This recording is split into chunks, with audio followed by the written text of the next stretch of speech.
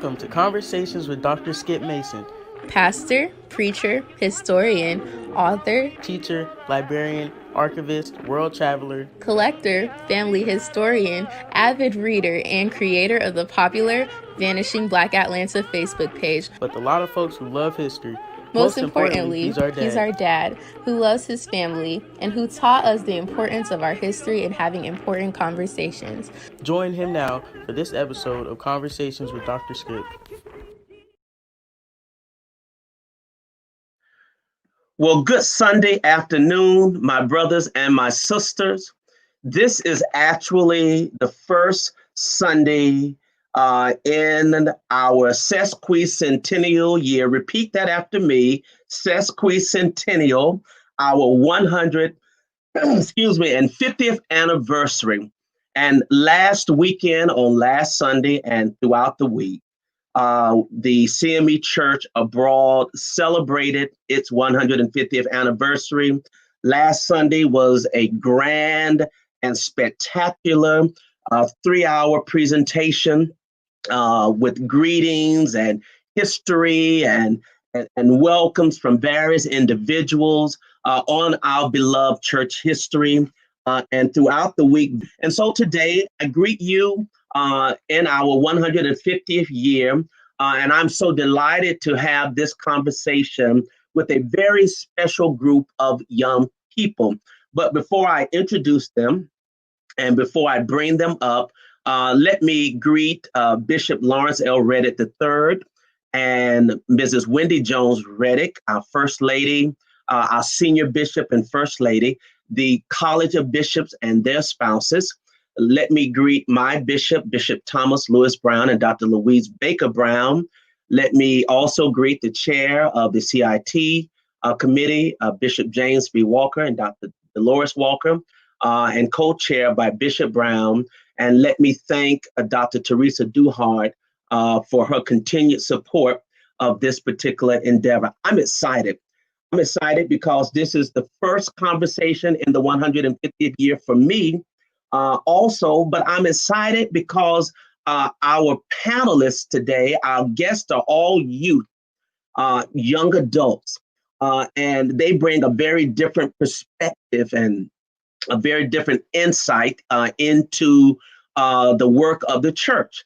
And I think, and I know you will agree with me, that it is important that we hear from them, not just on special occasions, but that we hear from them regularly and that they are involved in the work and the ministry of the church. Before I bring them up, though, let me remind you that immediately following this conversation, I believe around 6:00 p.m. Eastern Standard Time, you can stay on the CME Church Facebook page and link in to the Women's Missionary Council presentation of the Rossi T. Hollis Department of this spectacular, the pandemic that tried to steal Christmas. And I know that it is going to be an amazing production. And so we want to invite you to be a part of that. And I'll remind you before this show is over.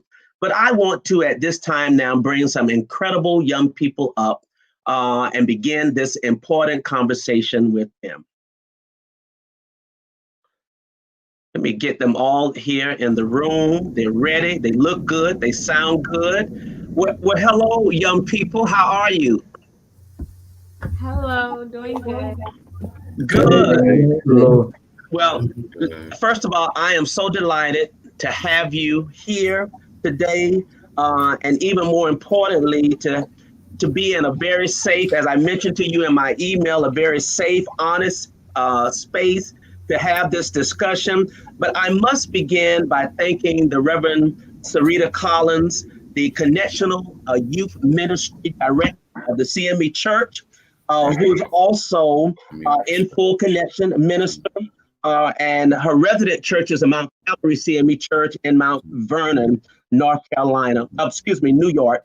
And Reverend Collins, Reverend CC, thank you so much for pulling these young people together for me and being consistent and communicating with me and them. I'm just delighted to have you. So what I'm going to do, first of all, and I'm going to begin with Josiah and Jayden, and I'll ask you to unmute yourselves. I want you to introduce yourself and Just tell us where you're from, where you're in school, and if you hold any office, and then we're going to jump right into our conversation, okay? So we're going to start with the Hill brothers. Go ahead. So my name is Josiah Hill. I live in Colorado, and I go to Liberty High School. My name is Jayden Hill. I also live in Colorado, and I go to Liberty High School. Excellent, excellent. And what grade are you in, Josiah and Jayden? I'm a junior, and he's a freshman. And he's a freshman. Excellent. Thank you so much. Sister Ashley, introduce you. Hi, my name's Ashley. I live in Washington, D.C. Well, that's where my church is. I am currently a senior in high school at Chesapeake Math and IT South, and I am the youth president for the 7th Episcopal District. So I'm happy to be here. Outstanding, outstanding. Brother Miguel, unmute yourself. Miguel, can you hear me? If you could unmute yourself, there you go, and introduce yourself.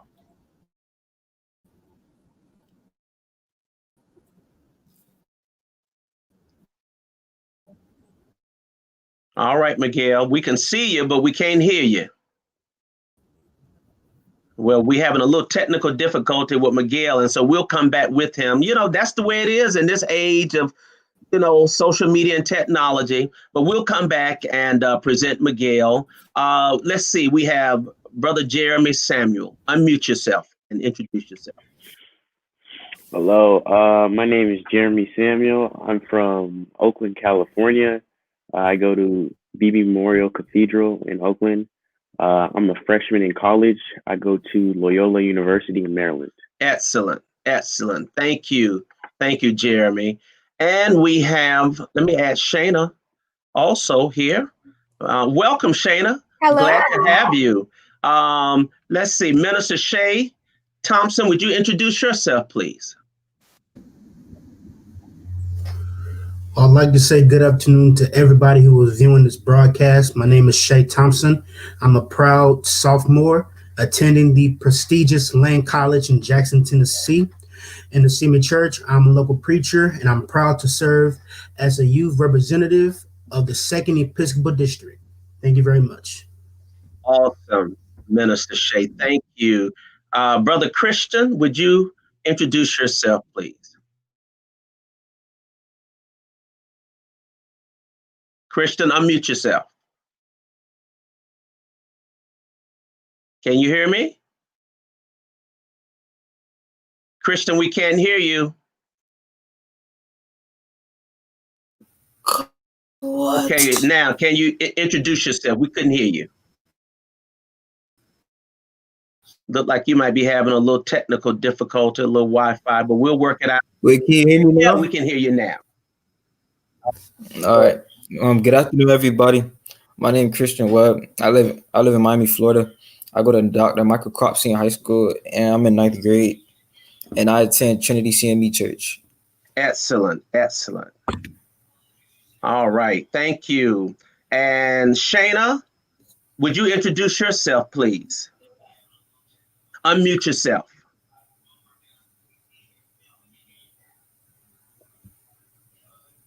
Okay, Hello. there you go. All right. Yeah. Hi, hello everybody. My name is Shana Hill. I am the VP representative for the 4th Episcopal District for the CME Church, and I'm also the vice president of the entire connection for the youth as a representative. That's as of 2016. And currently I am a junior theater performance major at Dillard University in New Orleans, Louisiana, and I'm a member of Calvary Tabernacle CME Church in New Orleans, Louisiana. Excellent, excellent. And let me see, did I miss anyone? TK dropped out, but hopefully she'll be back shortly. But I'm glad to have you now. None of you mentioned who your pastor was. So I need everybody to unmute yourself because we got some pastors that are watching. Amen. So Josiah and Jayden, who's your pastor? Our pastor is our father, Reverend Anthony C. Hill. Wonderful. Ashley, who's your pastor? My pastor is Reverend Marcus Rogers at St. John CME Church in Washington, D.C. I know Marcus. That was my classmate in seminary. Jeremy, who's your pastor? My pastor is Dr. Charlie Haynes Jr. I know Dr. Haynes. He's watching too. Christian, who's your pastor? My pastor is Pastor Marquise Hardrick. Pastor Marquise Hardrick, my friend. I know him well down at Trinity. Shana, who's your pastor? My pastor is Reverend Dwayne A. Hill Sr., also my father, from Calvary Tabernacle. Yes. Amen, your daddy. And Minister Shea, who's your pastor?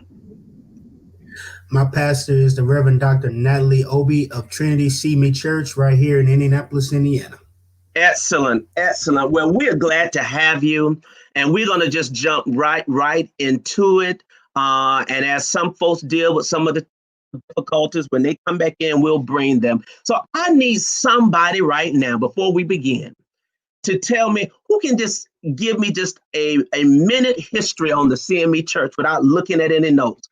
Who can tell me when it was founded and where it was founded and why it was founded? Come on. Not everybody raise your hand at one time. I need somebody who can tell me. Can somebody tell me? I'm going back into my classroom mode now. I'm giving you a pop quiz on the first day of class because you're supposed to be. Does anybody know? And listen, if you don't know, that's okay. We're going to make sure from this day going forward that you know. Can anybody tell me what year? Can you take a guess? I'll take a stab at it. The CME Church was founded on December 16th, 1870 in Jackson, Tennessee. Excellent. Now, because Minister Shea is a minister, I know he didn't just Google that quickly and pull it up. I know that. But yes, December 16th, 1870. We are celebrating 150 years. So going forward from now on, that is a date that you should know and remember as a part of the CME Church. All right. And we're not going to talk a whole lot about the history. We did that last Sunday.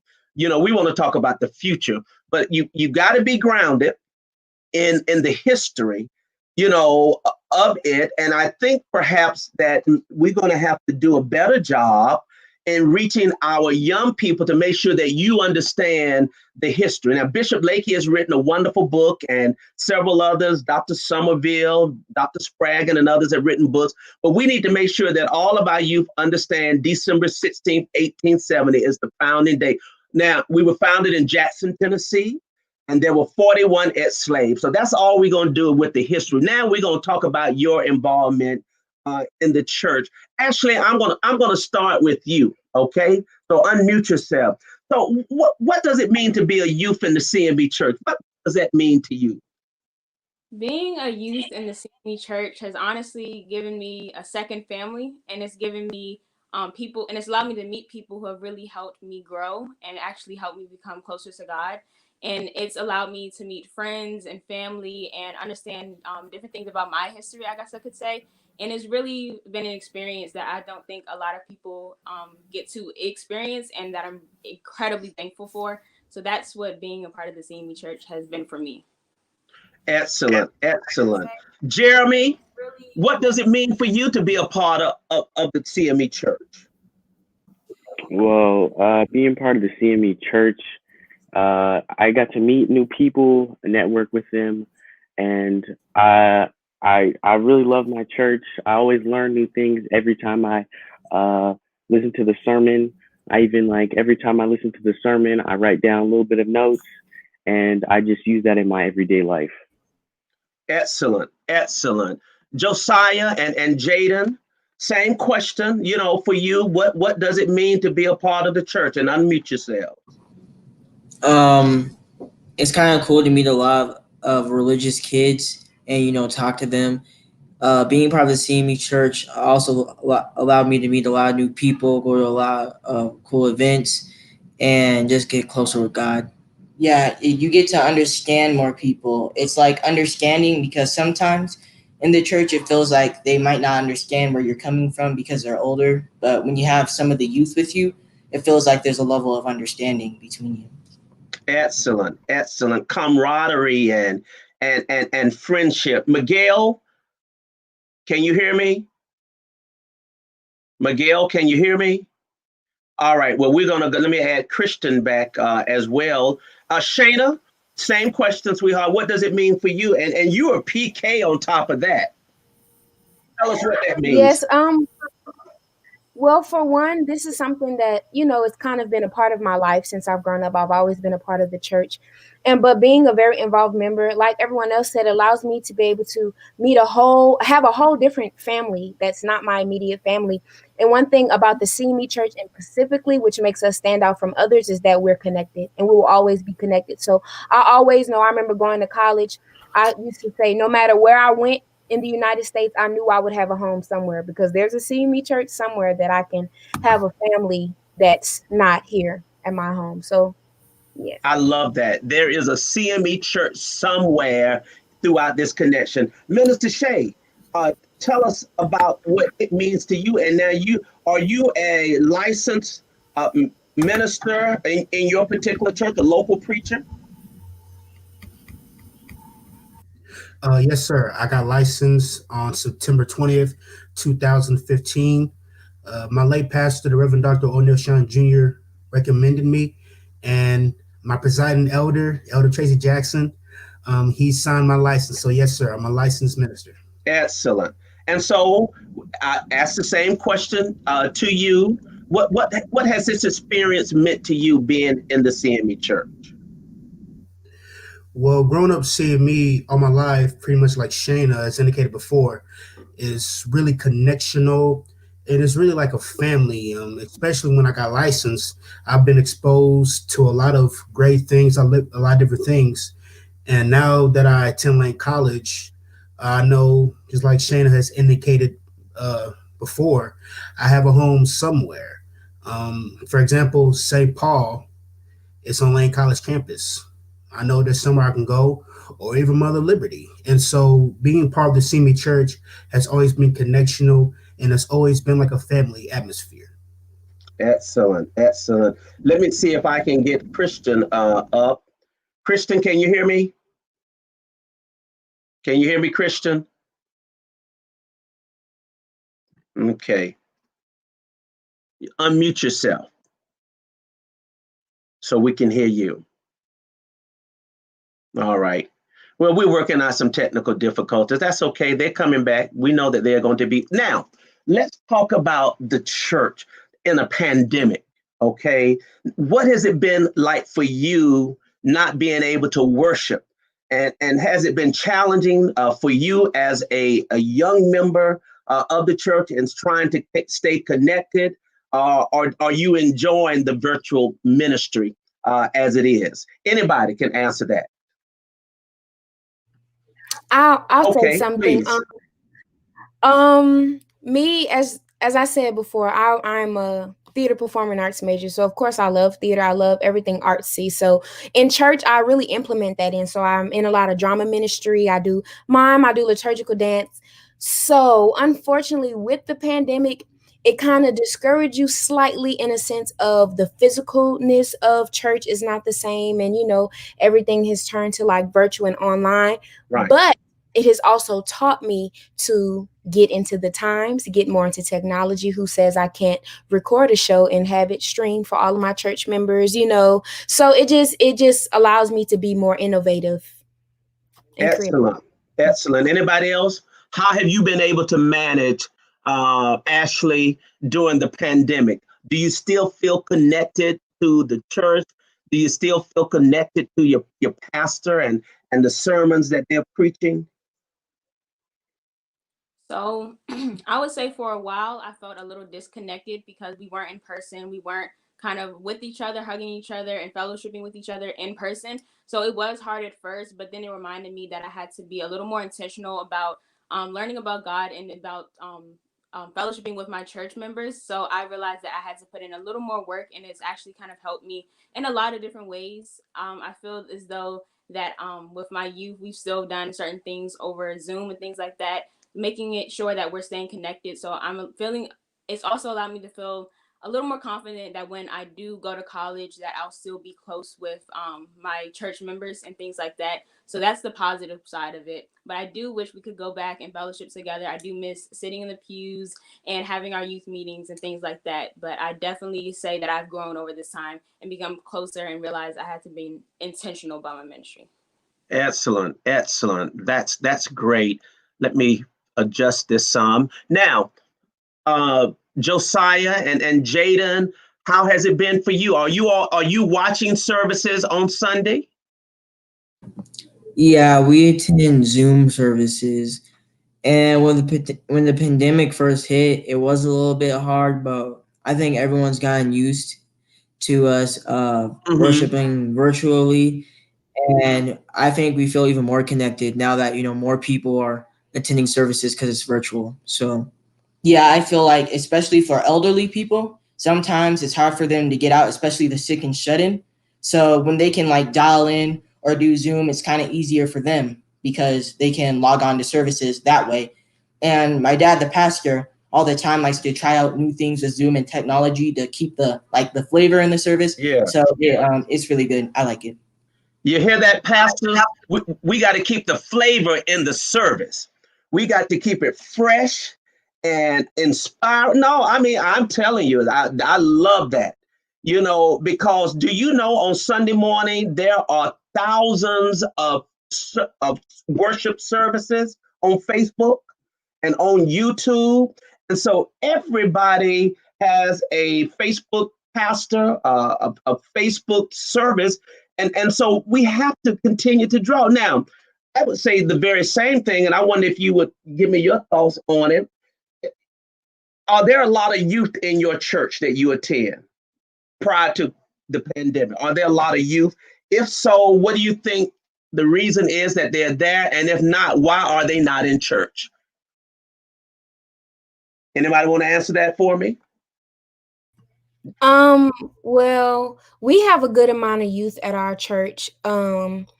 But when there's times that they aren't come, I think one of the reasons why you might see youth not in church is if their parents are not there as well. So that's something. And honestly, from the first question that you asked, it made me think about this, and it was like, what difference has it made? And I honestly think that the fact that people can't attend church today makes them realize how much they missed when they could and they didn't. They took advantage of that time and that in-person time that they could have had with God. So honestly, I think during this pandemic time, it's really recreating people's relationship with God, because they're realizing that, you have to find a way to serve him. And when you had the chance, when you had the opportunity to get out and go, some people didn't. So it's like now people regret that. And I bet when all of this is over, I'm telling you, churches are going to be packed. You think so? Do you all believe that? You think the churches are going to be packed when we go back? Yeah, you really do. That's great. That is great. So excellent response, Shana. I appreciate that. Minister Shea, talk about youth ministry, okay, and the value. Do you feel, just based on your opinion, that the church is really connecting with the youth? Are we engaging and doing the things that we need to make sure that our youth are involved and grounded in the church? Give me your thoughts on that. Well, to answer that question, I'll give a little bit of my experience. Okay. For me as well, being in ministry, I would have to say the church has really put their arms around me, if I can say it like that. Because when I first started out, I preached my first sermon at 10 years old, got licensed at 15, and so ever since then, the church has really been trying to get me involved. Because think about it, for example, my Elder Jackson, he allowed me to preach at a district conference once. I've gotten the chance to preach at Mother Liberty while at school, St. Paul while I was at school. Also, I've gotten chances to give the scripture at Lane College Chapel, do the prayer. And so the church has really tried to give me more exposure, so that way when the time comes for me to expand my ministry, I'll be well prepared. That's great. That is great. How many of you all grew up in Sunday school? Excellent, excellent. Jeremy, talk about Sunday school. And was it beneficial for you? Was it impactful? Because, I've noticed, that even though we're virtual now, but young people are not coming to Sunday school much anymore. And I get it. Sister Shana is right, because sometimes the parents are not getting them there. Okay. But would you talk about the importance of Sunday school, or do you think it's still important, Jeremy? Well, I think Sunday school is still important because you also meet a lot of people that are around your age. And I feel that since, like, when I first came to my church, I met a lot of people that were around my age, and we all grew up together for the past 10 years or so. And I feel that we've gotten closer through those 10 years through the church. And I feel that type of bond, you wouldn't get that. It's like a different type of bond in church than it is in school, like friendships in school and stuff. And it's just like on a different level. And I feel that it's important that everyone should have that in their life. That's how I feel. Thank you. Ashley, you agree, disagree about Sunday school and the importance of it? Or is it something old-fashioned now and we need to find a new way to teach the Bible, teach lessons? What do you think? No, I think Sunday school definitely been really influential in my life, especially when I started off young in the church. Again, I grew up in the church. So a lot of times when I was sitting in service with the pastor, certain things I didn't really understand because it was really kind of catered towards adults more than with the youth. And when I went to Sunday school, it kind of allowed that translation for me to understand what was going on. And it also allowed me to meet other youth who were going through the similar things and allowed us to bond. And then that kind of led to the youth ministry. So I think it's really important to have Sunday school, especially starting with younger kids, to allow them to have that foundation in the church for them to grow in the church and want to stay in the church. Excellent, excellent. Christien, can you hear me? I know you've been having some technical difficulties. Miguel, can you hear me? Yes. Okay, good. Glad you can hear me. What has it been like for you growing up in the church? I don't think I had a chance to ask that question to you. And not only that no, it's just a good church, like a good church. It allowed me to like meet different people and grow different bonds and be able to be myself. Indeed, indeed. And Josiah and Jayden, tell me about Sunday school for you. Did you attend? Do you attend? And how has it been for you? Have you learned anything from Sunday school? Well, me and him have been going to Sunday school ever since we were little. And kind of like how Ashley said, when you heard something that you really didn't understand, Sunday school kind of helped you understand what was going on, and it helped us understand Bible stories better, and it helped young kids get involved in church. Yeah, our Sunday school teacher often connects it to the real world to help us and the younger people understand what's going on in the scripture. And I think it's really good to have Sunday school and that people should always attend Sunday school when they can. Excellent, excellent. Now we're going to shift for a minute. Let's talk about the importance of the worship experience, okay? And music, all right? Praise music. Are these things important to you all? I mean, when, there's been this debate, that young people don't like to come to church because they sing hymns and the music is and all of this is a part of our tradition. But what does the worship experience mean to you? And let me see if I can ask it a different way. Do you get bored sometime in church like I did when we were growing up? And this is no reflection on your pastor. All right, let me say that clearly, because you got to go back and live with your pastor, because I know some of y'all got some preaching pastors, some singing pastors, and some involved pastors. But for many kids, and there have been many studies that say that the millennials are not in church. They're not connecting to the traditions and the culture. every church is different. I think as somebody indicated, and so we can't do a generalization of it, but how important is worship to you? How important is the music to you? And are you, as we say, are you being filled? Can we improve on the music, in the church? Should we explore a broad range? Somebody talk to me and give me your thoughts. Anybody? Go ahead, Shea. Luckily enough, my pastor is my father. So if I'm feeling something, I'm going to tell my father exactly how I feel about service. And I think that's the best thing because my pastor is very open and he wants to continue to reach the youth and reach the younger generation. But I do think music is huge. The church environment is huge. And one thing I've learned growing up, and I've learned from my friends, and, being the most churchy friend, you learn a lot from, those that you're around. And let's just say I might be in church. I might be filled. I might get my most fulfillment in the sermon. My friend might get her most fulfillment in the song that they sang. My other friend might get the most fulfillment in the dance that she saw. So I really feels like it's good to keep different visuals and different types of worship to be able to reach all different crowds. Not everybody can just get filled from the sermon. Not everybody can just get filled from different stuff. So I really think it's good to keep different aspects of service, genres of music, as long as the basis. That's why going to different things and you will hear adults talking about all that rap music and that da-da-da-da. If you listen to some of the rap nowadays that have a spiritual basis behind it, the message can be extraordinary, but we just have to open ourselves up to, move into the times. That during the time that the hymns were created, it was for that time. It was for the people. Of course, we can still sing them. We can still bring them back. But now we're in a new generation. So why not pick up with it by still bringing God with it, but just in a different way? I like that.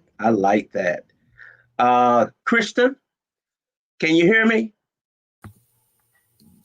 Yes, I can hear you. Excellent. Glad you can. What do you think? What is the impact of music in the church? How important is that to you and to those of your age? That when you go to church on Sunday, that there's music that ministers to you and your age group? Well, for me in the church with music, when I listen to the music, it uplifts my spirit, my soul, because I could be having a bad day and I could be having my headphones in and I just throw on some church music, and that really changes my decision that I'm gonna make that day. And for the people around me, if they want to know what church is about, or they can't make it to church and understand what church is about, sometimes the music helps other people because not everybody is the same. Excellent. I agree. Who are you all listening to, music wise? Well, for me, I listen to a variety of music. Someday for gospel, it's either Marvin Sapp, Kirk Franklin, Fran Hammond, a whole lot of gospel artists, like 90s hip hop, for example. Some days I feel like I need to listen to some Tupac, sometimes some Biggie, sometimes some, who else? Right.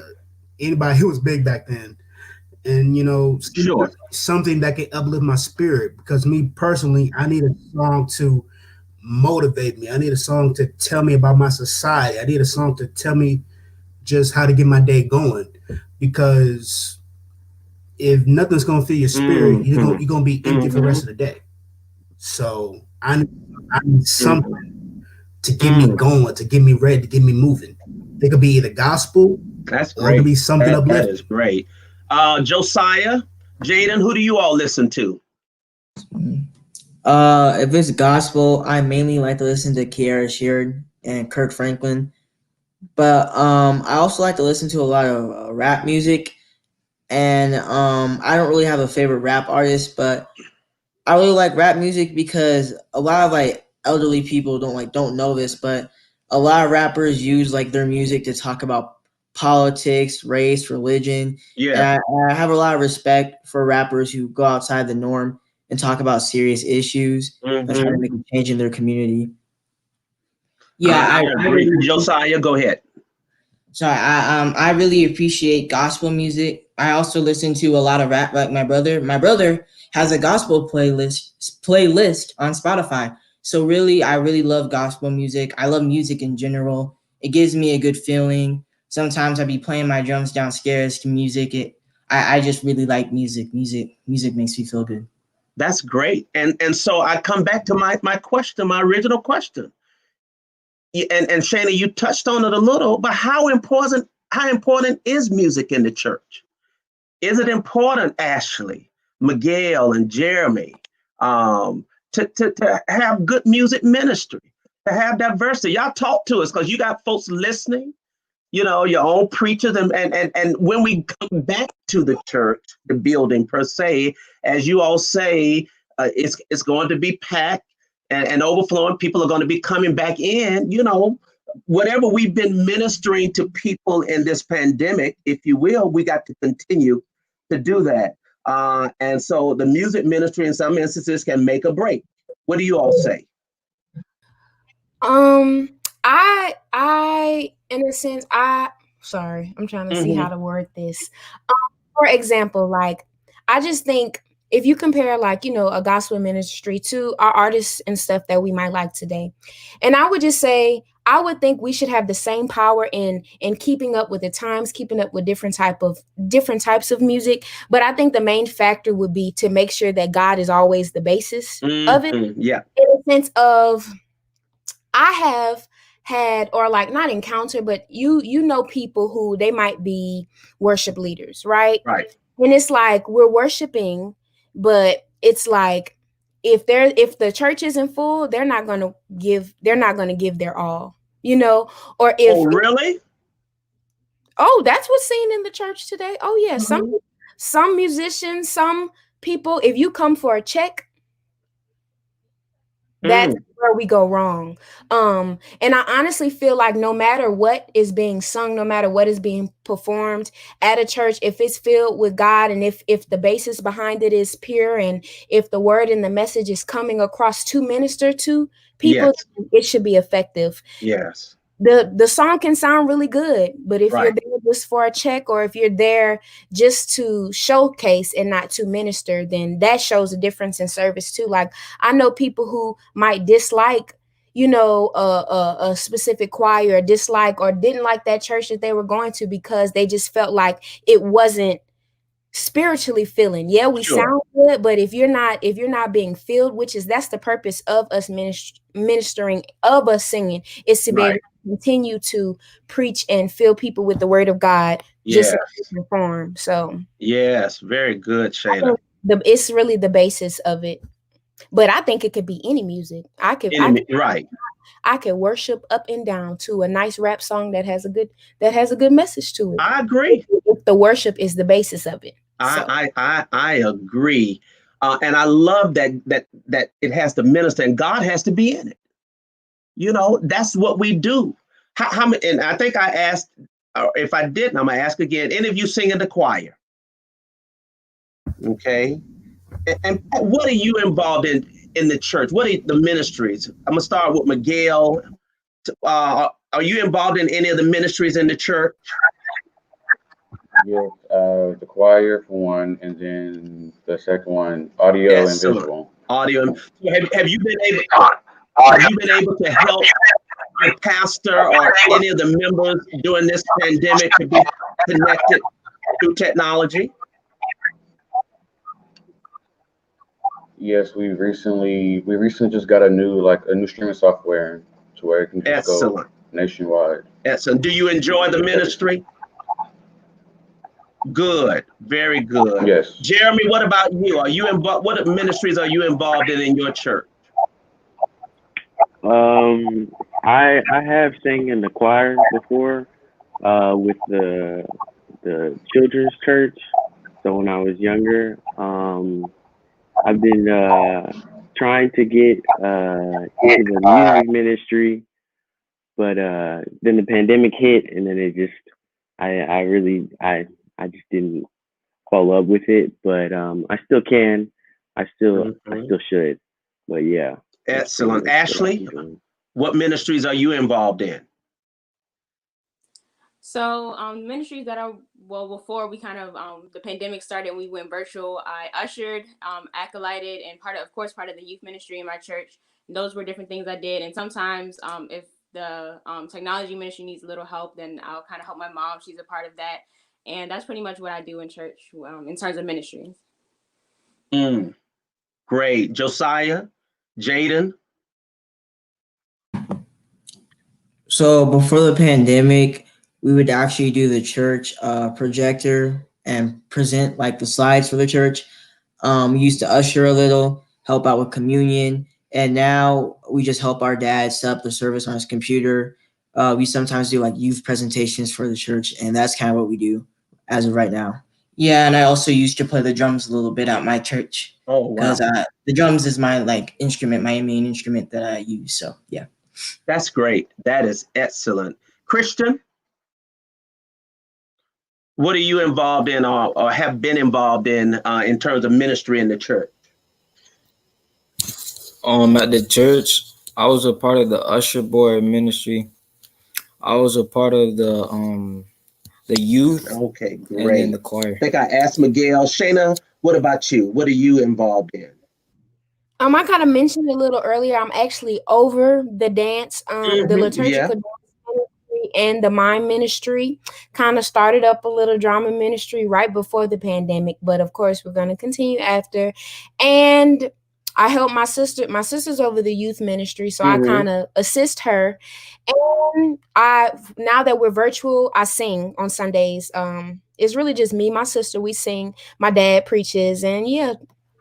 So I'm still behind the camera. I'm still going to church every Sunday because I'm in front of the camera for yes. Minister Shea, what about you? You kind of told us a little bit, but tell us some of the ministries you've been involved in. Well, before I got licensed, I was involved in the male chorus, the youth usher board, part of the CYF. And ever since this pandemic has hit, I've just been being part of the ministerial staff, being the worship leader.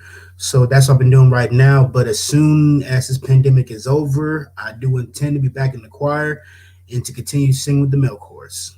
Excellent. So I need you to answer this question. I like my church, but I like my church, Ashley, but you take a stab at it. Okay, I like my church, but I'm afraid that it won't be that my children, when I get older, that my children won't be able to have the same experiences I've had in my church. I'm afraid that when we get older, that the church will die down, and not as many people will go, not as many youth will be in it, and that we won't be able to continue this for us. Josiah and Jayden, I like my church, but. I like my church, but sometimes it feels like there's kind of a disconnect between the youth and the older people at the church. And like when they try to get us involved, like they don't really understand that sometimes we want to do our own thing, want to try new things.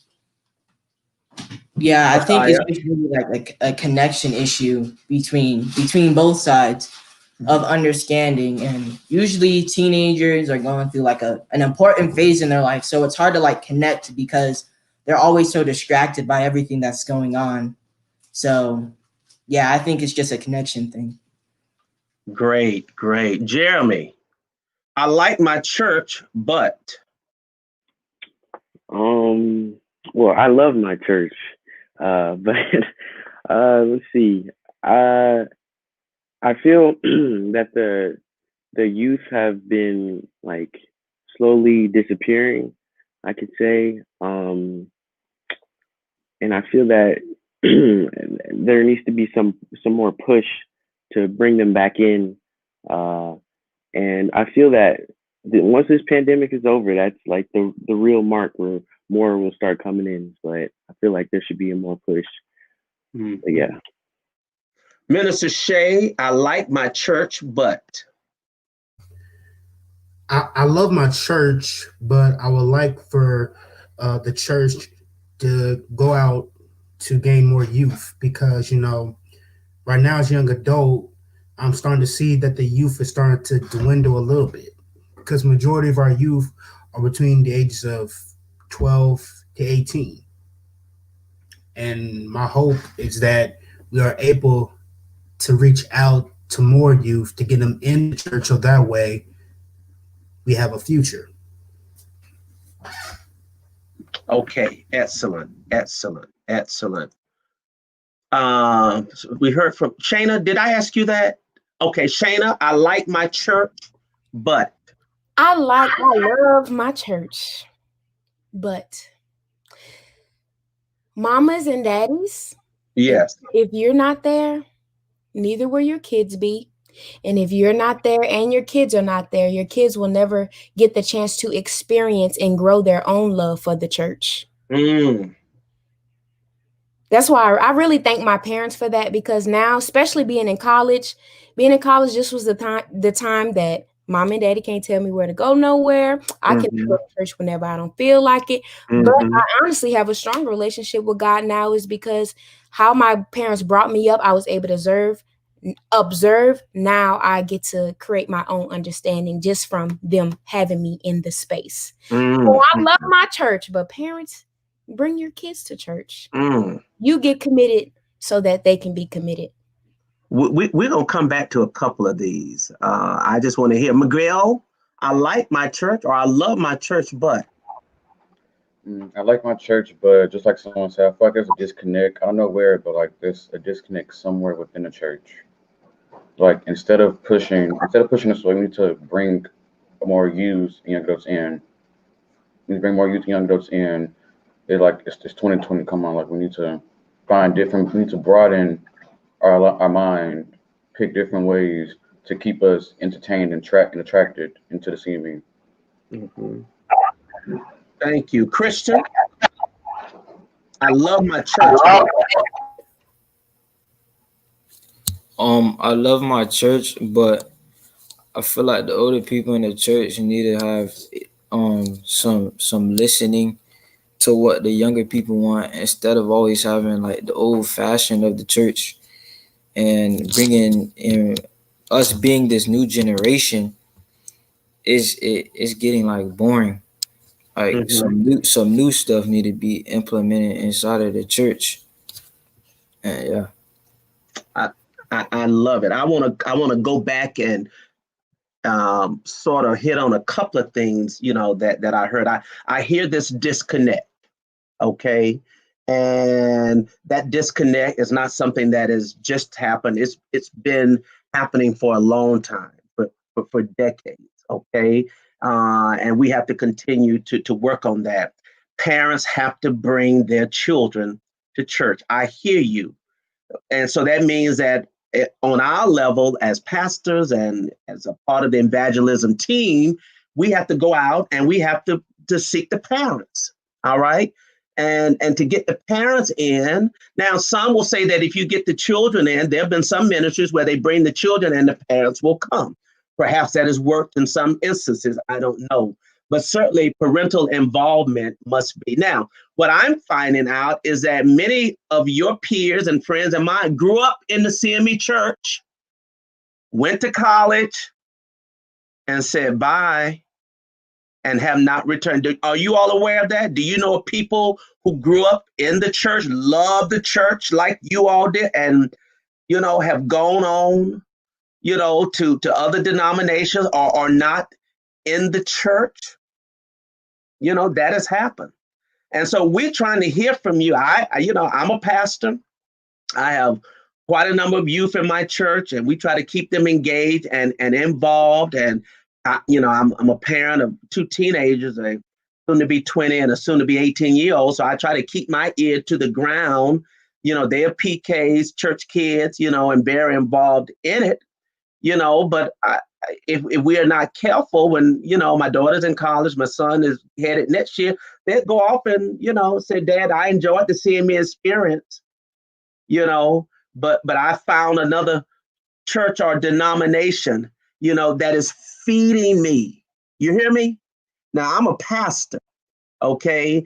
So preaching is a part of it, the music ministry, but also, would you say the atmosphere in the church has to be conducive for you all to grow and to expand, and that they're engaged. I'm talking now, but I want you all to talk back to me because folks are listening, making wonderful comments, but we need to hear from you because I really think, that we got to, in this next 150 years, and actually you hit it. I mean, as compassionately as you could, you're afraid that your children will not have a church, will not be involved in the church. And that could be a likelihood for many. Y'all talk to me. Let's have this conversation about how do we create the church that our youth are engaged and involved in? Give us some thoughts. So I would say there's a lot of things that determine if our youth is going to come to church or stay in church. It could be the sermon, it could be the people around them, it could be the worship, it could be a lot of things. But I believe some of the top things are making kind of the sermons a little more, I guess, I don't know how to phrase it, but making the sermons kind of a little more energetic, bringing in different topics, speaking about things that maybe the youth are going through.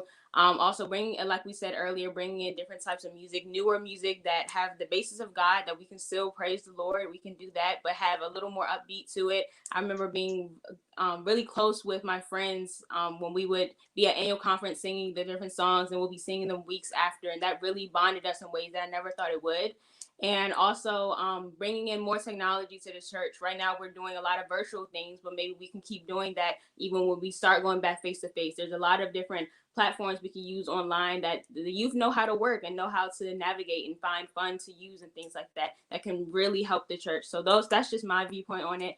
But yeah, I think technology and how we do different things in church definitely needs to be a little altered so we can bring in more youth and keep the youth that are here coming back. That's great. Anybody else? Come on, jump in. I think one thing that's really important is also doing things outside of the church, not just on Sundays. So like barbecues and other events. And I just like volunteer. Like my church, we're doing a volunteer thing for the Thanksgiving. We're giving out like turkeys and stuff. And I just feel like that just brought people closer because it's like you're seeing people not dressed up and you see people out like wearing sweats and stuff. And it's like you connect to them differently. So Jeremy, while I have you, several, and I think including your pastor and Dr. Duhart have mentioned to me that you have written an amazing song and that you are very technologically savvy. Is that true? Well, of course it is. I know. I know. I put you on the spot, but I just think it's important that we acknowledge and that you have done a music lyric app. I think that may be the same thing that you mentioned. Tell us a little bit about that. Okay. So I had the chance. So I'm a computer science major. Okay. So, this new game that this company was creating, I got to test it, and it's to create music. So you get to create the lyrics, create the beats. And so I got to do my first run through, made my own song. I was about growing up Black in America. And and so then yesterday, 2 days ago, they had their first celebration, and I got to speak and talk about what I did. And in addition to that, I got to add my own things into the game. I got to code my own things into the game. So I added like a quiz. I put my own song in the game. And so I was connecting my music and my coding talent together. Wow. Yeah. That is great. That is tremendous. And we have to, in our church, do a better job of recognizing the gifts and talents that you all have. Okay. and allowing you to blossom, and to flourish, and to allow you to find your niche and your place, in the church, and don't feel like you're hindered. Have any of you ever been asked by the musician or director personally? I'm just asking, what are some of the songs you're interested in, and what are some of the songs you would like to hear in the church? Have any of you ever been asked that question? To be engaged, to find out just what it is, because sometimes we pastors may think we know what the folks want to hear, and sometimes the musicians and the directors may think that they know, but we need to know.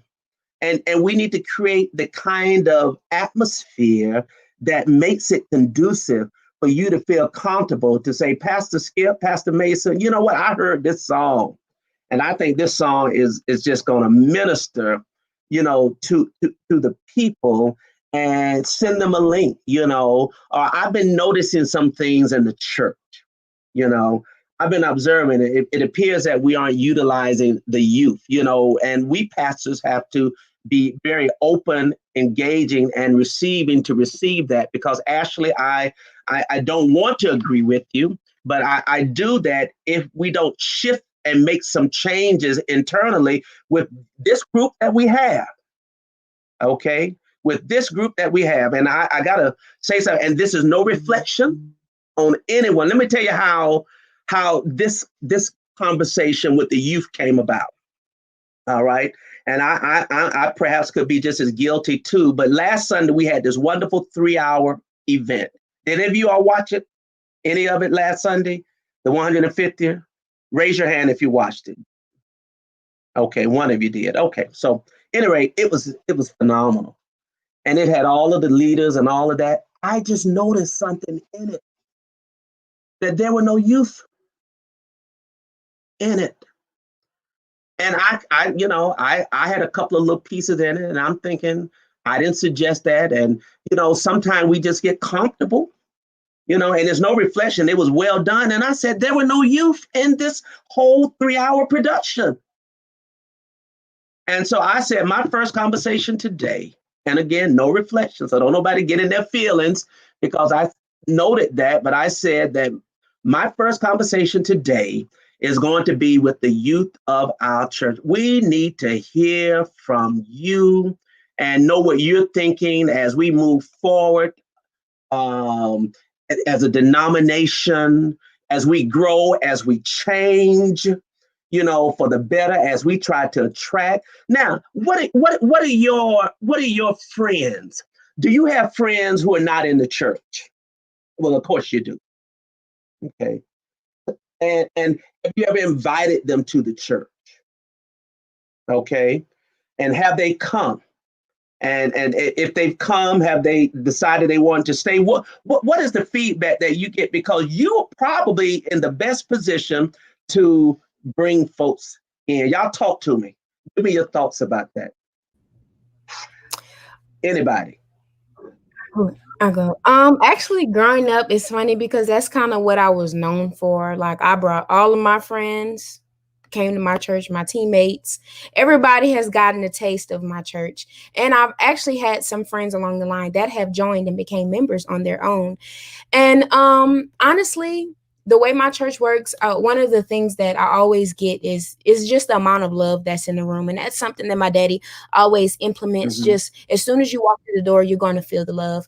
And that's something that churches do have to be considerate of, because some people, as much as you can feel the love, you can feel the ugly looks as well. Mm-hmm. So, and that's one thing that I will always, be mindful of, which there's nobody in my church that, gives ugly looks. But I mean, once upon a time, there might have been, maybe before I got there, maybe at other church, but there's things that can turn people off to the church. And that is really the most particular thing you can do. Bringing someone who doesn't know God into a space, and then they get a negative connotation on it, that can completely turn them off from God, church, all in one visit. So I think it's very important that we make sure our environment, the environment of our church, is open and loving to everybody, because you don't know where people come from. You don't know what their experiences are. And that one positive experience can be what ties them to the church and keeps them there. Mm-hmm. Christien, you want to say something about bringing young people to the church, and just share with us your thoughts. Actually, I asked my friends if they want to come to the church. They said no because they feel like the church only teaches what they want you to know, but they don't teach what they want to know. And they feel like when they hear about church, it's just like boring to them. Like nothing excites them about the church besides going to children's church, having snacks and stuff. That was the only thing that they really know was good about the church. Not really the actual sit down and the pastor preaching and stuff. Miguel, have you had the opportunity to invite some of your friends or peers to your church, and how was that experience? I've invited my friends to church, and I explained to them everything at my church, like how much I love my church and everything. But one thing I've learned is that you can't force people to come to church. You can't force people to come to church if they don't want to. That's true. That's true. Josh, Josiah, I'm sorry, and Jayden, what about you? I've asked my friends to come to church before when I was a little bit younger, and they came. And every time they did, they would just say the same thing. Yeah, it was fun. And, and I never really asked again. I really don't know why, but once I got a little bit older, I kind of stopped asking my friends to come to church because I really don't know why. But growing up, a lot of the people around me already went to church, or they didn't go to church. They already believed in God. So, sometimes when I ask them, they'd be like, "Oh, I already go to church," or I'm part of a different denomination. So, I didn't really ask a lot. Yeah, I also feel that, like, when teenagers think about church that are not in a particular church or do not believe in God, they feel as if it's more work put on them because teenagers are always thinking about media and school and all that jazz. So when they hear about church, they're like, so I have to listen to somebody talk, like, for maybe an hour and I have to be in church. Why would I put that on myself? And I feel that in media, people are not taught about how friendly the church is and how the church brings a lot of people in. And I just feel that teenagers have like a wrong perception, or youth, I should say, have a wrong perception on the church and what the church means to them in general. Excellent. I agree. Minister Shea, let me ask you from a different perspective. You're in college. You're at Lane College, one of our great schools, okay? And so what is the challenge for you as a college student and as a pastor, well, not a pastor, but as a minister, what is the challenge for you to stay grounded, because college can be very tempting, and but help us to walk us through from your lens as a college student and as a minister as well. Well, at first it was kind of difficult because college is a totally different ball game from high school. I mean, you're exposed to all types of people, different surroundings. And, when you're in college, you're pretty much grown. I mean, your mom and dad's not going to call you and be like, hey, get to your 8 o'clock class or get to your 10 o'clock class or whatever. And so for me, I adjusted pretty well because when I first got to Lane, I got into their Dragon Academy program, and it was for the summer. And then I came home for a week, flew back for choir camp, and I adulted pretty well. I mean, it was just pretty simple for me. I mean, I can't speak for everybody, but it was pretty simple for me. Get the class on time, do what I got to do, that's it. And it was some challenges. It was kind of difficult, all kind of stuff I seen, all kind of stuff I heard. It was difficult at first, but one thing that definitely kept me grounded was being around intellectual and brilliant people such like Bishop Williamson, Dr. Claude Bass, who's the pastor of St. Paul, Reverend Dr. Carmichael Crutchfield, who's the pastor of Mother Liberty. They definitely kept me grounded and let me know that, hey, this is who you are. It will be difficult, but as long as you trust God and hold on to his unchanging hand, he will make a way somehow. And plus my professors, they held me accountable for the stuff I did. Not saying I did anything, but they also held me accountable. If I was late, they would tell me about it. If I missed the assignment, they would tell me about it. And so, just being that type of environment really kept me grounded, really let me know that, hey, this is what I've been called to do. And here we are. Do you all connect with the sermons that are preached? Now, let me so your answer. It's not an indictment on the preacher. I want to be very clear. But do you connect with? I heard Christien use a term I used to use way back, sometime, boring. All right. And boring means that it's just where we are as a person. The sermon could be very engaging and exciting, but we're not quite there yet. Do you all connect when the pastor preaches?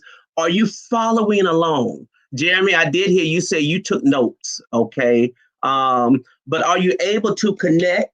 Sometimes do we preachers preach way over, where you just totally miss it? Are we connecting? We're preaching the word, but are you able to connect to it? Is it a word for you, or is it a word for the older members of the church? Y'all talk to me and tell me about the power of the preach word in your eyes. And is there a difference between preaching and teaching? I feel like young people and the youth understand what's being said, but it doesn't really connect with us. Like, the messages that are preached aren't really relevant to us, like, not in a bad way, but most of the sermons we hear aren't really about stuff that is happening with the youth or things that are affecting the youth. It's kind of like they're only preaching to older people. So, like Christien says, yeah, it kind of does make it boring when the subject matter doesn't relate to you. Anybody else? I can say, like, when listening to my father, of course, I'm, out of me and my 3 siblings, I'm the one who, I guess you can say, and I'm being honest and transparent, I guess I can be the one that zones out the most during the sermon, So because I'm an interactive person, just talking doesn't really, it doesn't speak to me as much as, like, we were talking about dancing and the physical aspects of service. But also, like Jayden said, there are things that I can listen to a sermon now and I'm like, oh, wow, that back maybe 5 years ago, I had no clue what he was talking about. Why? Because my life experiences as I get older, that's when I'm like, oh, that's what you were talking about. So it's like, I can understand youth not being able to connect. And it really doesn't have to be the pastor's fault. It's just in a sense of we haven't went through those trials and tribulations yet that they're talking about. It's the level of experiences, right? And that's why things like Sunday school, things like that can break down those big topics that are talked about during service and just allow us to relate to them. I love sermons that have analogies where they have a story or something. I can always remember when pastors connect maybe a biblical story to a life story. It just sticks. So it's really different tactics during the sermon that stick more.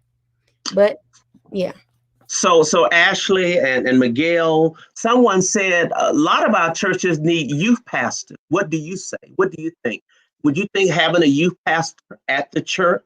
And of course, this depends on the size of the church and the number of people, but you think having a youth pastor would help in some instance to have someone that was designated to serve and to minister to the youth of the church and to plan programs? What do you think, Ashley, and then Miguel?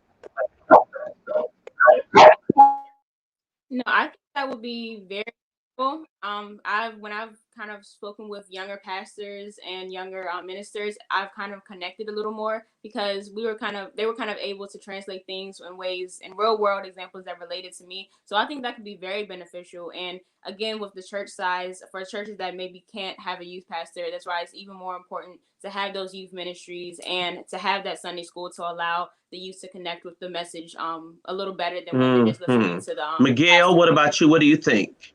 Would that help to some extent? Go ahead. Honestly, I think it's perfectly fine to have a youth pastor, but it's all about the mental connection and the dedication that you want to connect with your youth. Mm-hmm. Excellent. Excellent. So we're going to be wrapping up in a few minutes, but I need for you all to begin to think about your closing words, and to offer some words that will help all of us that are listening. You have bishops listening, you have pastors and preachers listening, you have presiding elders listening, you have lay listening, you have your friends and your parents listening, and we're depending. The future of the CME Church is on this screen right now, multiplied by the thousands of youth and young adults in our church. It would be a travesty that in 3, 4, 5 years, I reach out to you all and you say, Pastor Mason, I'm no longer part of the CME Church. It would be an absolute travesty that you moved on. And so you have helped us. I know you've helped me, and I know you've helped others in helping to get a perspective of our church and some of the things that you think we can do to improve that. And so in your final words, your final thoughts, we want you to tell us, what do you think going forward we need to do to help to make our church attractive for youth and to make sure that our youth are involved? Minister Thompson, I'm going to start with you, okay? Well, for my closing word, I will say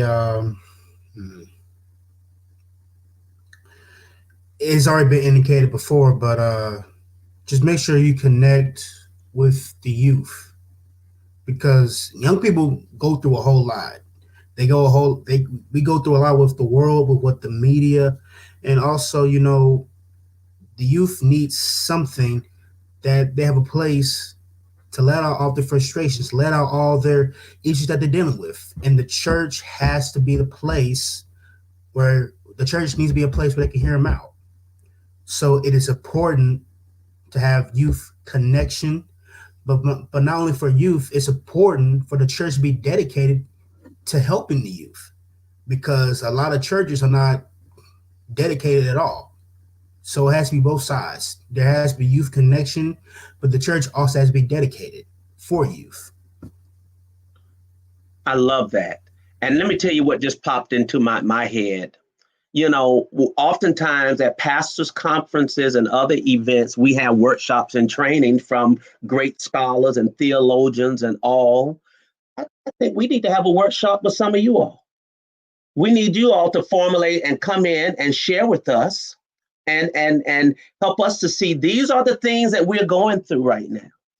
And these are the ways we feel as an active youth, a young adult in the church, that we can address some of these issues. And sometimes pastors need to just sit and hear and learn from the likes of you wonderful young people. Sister Shana, give me your closing words.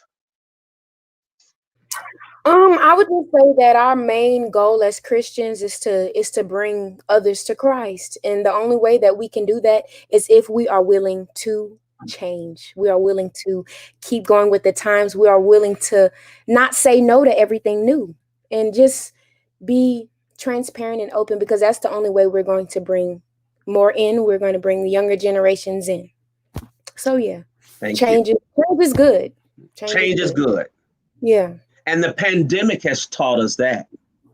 The pandemic has shown us that the church, as Brother Grant Lewis, who's a lay leader in Georgia, says, that the church has left the building. And we've all had to learn how to spread the gospel in a whole different way. But Gail, give me your final closing thoughts, please. I think what we need to realize us as youth, young adults and older adults is that as of now we're honestly having to compete. Well, not even compete, but like it's a challenge against the CME and like non-denominational churches, because non-denominational churches is where other people are basically trying to go to. So as us as CME, we need to basically find ways to attract our youth and keep us here. So it's like I can't explain it. So, But you did. You really did.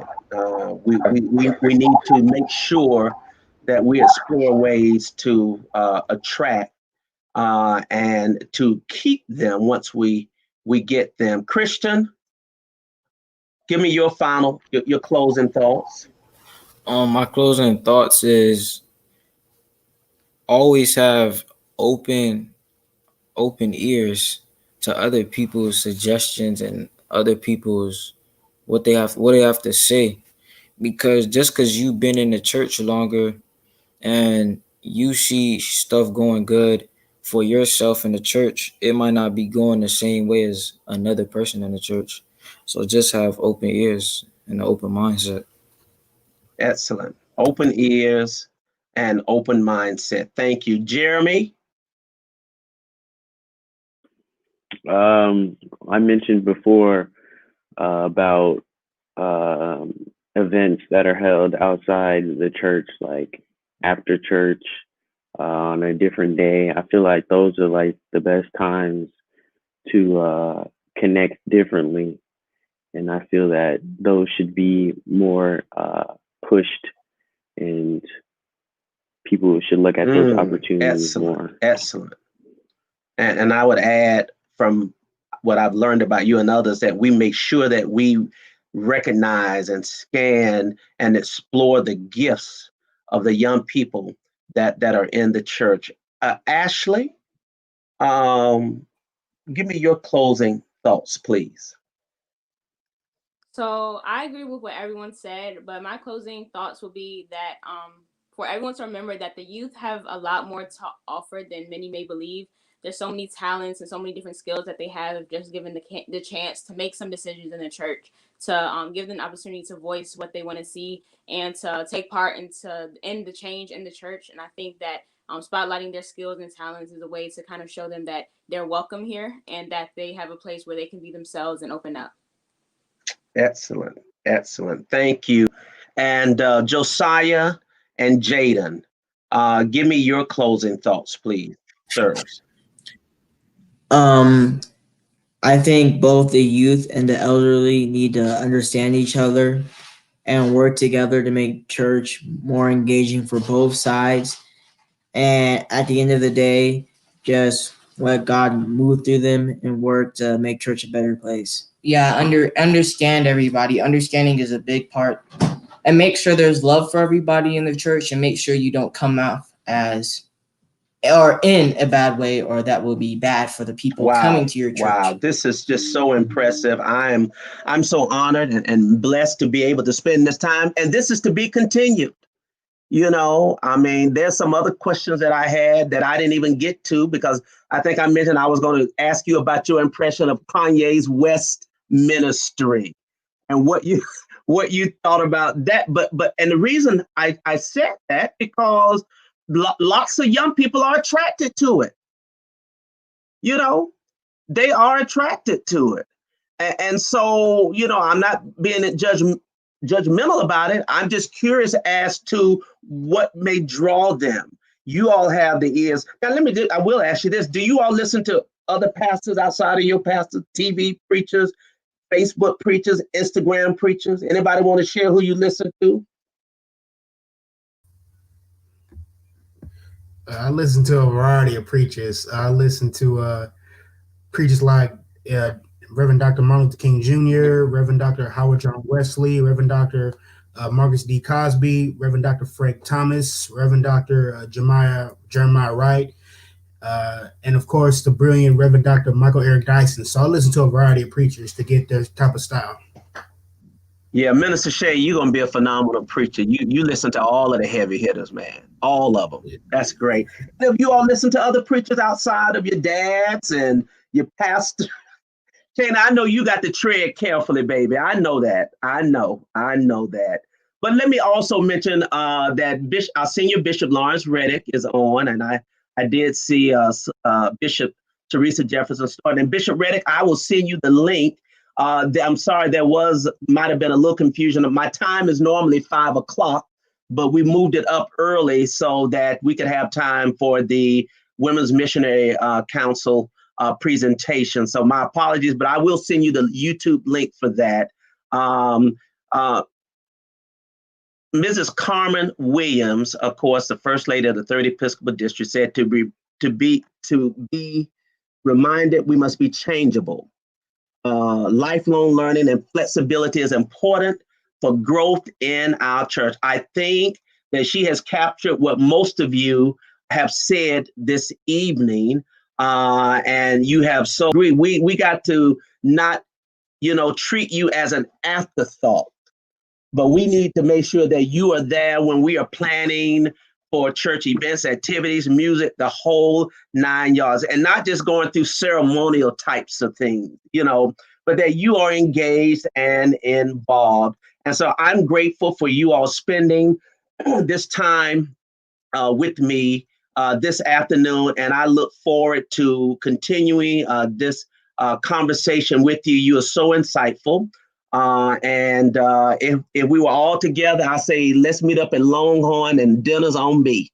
All right. So we may have to have a separate Zoom virtual dinner, but you are incredible. Your parents should be proud. Your pastors and church members should be proud. And I'm certain that your friends are proud of you as well. And I thank God for you for being here, and wish you all a very Merry Christmas and a very Happy New Year. And we thank God this CME Church is the better because of each of you. Now, I'm going to do something that I hadn't done usually when I close out. But Minister Shea, I'm going to ask you to close us out in prayer. Okay? And as you pray, remember all of the youth in our church. And again, Reverend Sarita Collins, thank you, my dear sister. Thank you for all that you do and for helping me to pull this incredible panel together. Minister Shea, close us out, please. Yes, sir. Shall we pray?